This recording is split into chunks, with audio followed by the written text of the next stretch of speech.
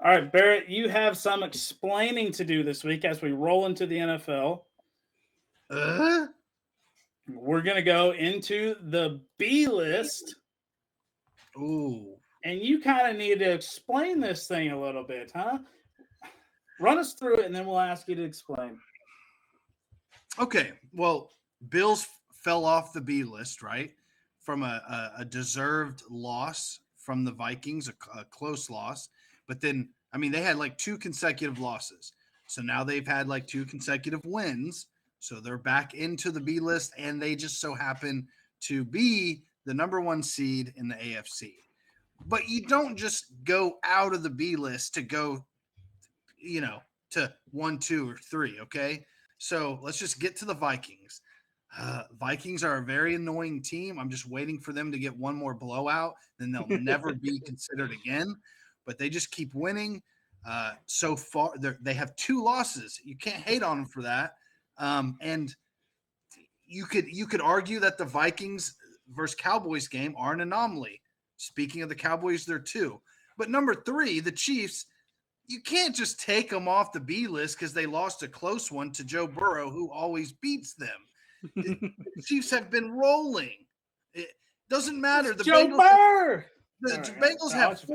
Bengals have 4 losses. Okay, I said earlier that they're probably 6, but just like how the Bills can't jump up multiple spots, the Chiefs can't fall. I mean, they already fell to 3 from 1. Okay, so, and you can say your piece here in a second.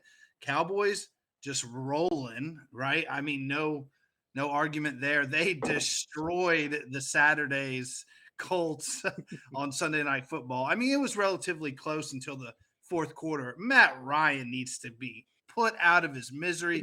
Take that old yeller to the shed. Cost me $90.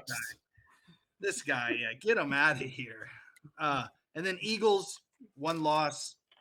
They did jump the Chiefs, and the Cowboys did too. So, yeah, the Chiefs got jumped twice. How much more? Go ahead. What else do you want me to do there? Let me tell you how this B list should unfold. Right? Let's go. Eagles at 1. Obviously, they're the best team in football, right? We'll really see who the best team in football is when Dallas and the Eagles do their head-to-head later this year. We'll truly see it. Christmas Eve. Christmas Eve. He said no. It's probably the background on his phone. It is. Look. Wow. You can't see it, but it is the background on my phone. All right, so we'll see who the true number 1 is right there, right? Number 3, move the Bills up. They have the head-to-head over the Chiefs. Right, from like 7 weeks ago. Boot them up, right? No, I can't. Bills above the Chiefs. Bills at 3. At number 4, we have the Joe Burr. How are you going to put a 4-loss team over a 2-loss team? I'll explain that the fraudulent 2-loss team here. You're going based off head-to-head here. You're going based off head-to-head. Okay, Vikings off the B list. Okay, if we're doing head-to-head, I'll put the Colts, who beat the Chiefs, number 3 here. You got to go based off record and head-to-head, right? That's what I'm doing.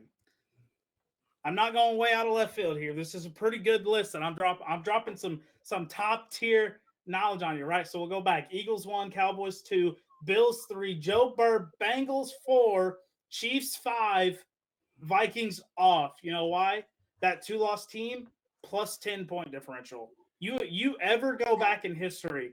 Go back in any 10-2 team in NFL history. That point differential 24 plus. Okay. The only team ever to have a plus 10-point differential besides the 11-0 Steelers, which we all knew to be fucking frauds. Okay, they were frauds. I agree. All right. So are the Vikings. Get them off the B list. Move Joe Burr in, baby. Okay. They'll probably be in next week. We will see. They'll be in. Seth, what are your thoughts here? Real quick. Love the Cowboys at 2. Let's go. Love it.